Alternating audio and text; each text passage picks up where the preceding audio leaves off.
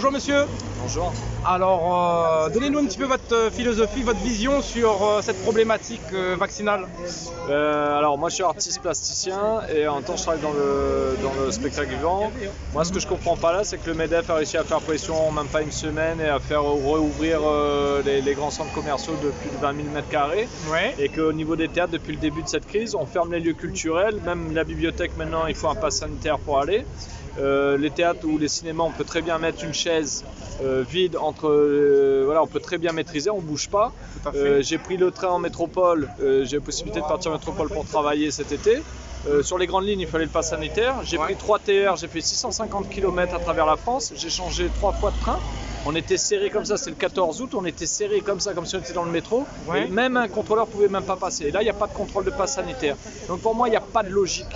Il n'y a pas de logique quand je vois le MEDEF. C'est-à-dire que ceux qui ont l'argent, qui peuvent faire une sorte de pression économique, oui, c'est ça. eux, ils gagnent, voilà. Et ils gagnent leurs avantages, ils gagnent raison. Et à côté, c'est toujours la culture qui pâtit tout. Là, en tant qu'artiste, je suis obligé de me positionner.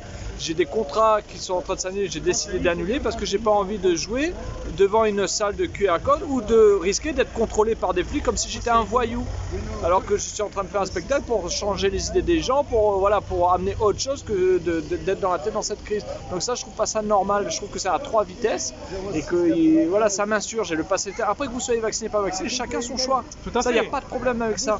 Mais le pass sanitaire, voilà, je trouve ça, c'est un délit, contre la liberté. C'est un délit de pouvoir penser, et toute la propagande étatique qu'il y a, que ce soit les 4x3, vous allez sur l'autoroute en métropole, il y a écrit faites-vous vacciner pour la sécurité de tous. Mais là, c'est pas du tout un message de sécurité routière.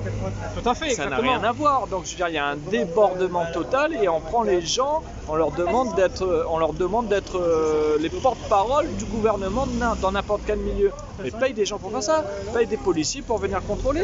On n'a pas d'argent, soit on peut pas payer des soignants et tout, mais on va payer des gens pour faire le contrôle à l'entrée de l'hôpital. Est-ce que c'est normal ça? Tout à fait. Donc plein d'incohérences. Là où il y a de la cohérence, bien sûr, il n'y a pas d'intelligence. Il ne reste que la bêtise et je pense que c'est ça que tout le monde veut combattre en fait. Ouais, c'est pas tant une bêtise, c'est un autre type d'intelligence. C'est-à-dire qu'il y a des accointances, il y a des arrangements entre les personnes. Business. Je ne vais pas caricaturer en disant de bêtises, c'est-à-dire que voilà, il y a une autre logique. C'est une autre logique qui est en place et soit on se soumet à cette logique, mais il n'y a pas de place pour d'autres logiques. En fait, c'est ça le problème. Exactement. Bah écoute, aujourd'hui nous la cause un petit coup ensemble. Et Miro Messiao est bien pour ça qu'on a dit à nous qui vient du quai même, comme dit créole. Ça même. Ok, nous Merci. retrouvons alors, courage encore. Ouais, merci. Allez, à plus, bye bye.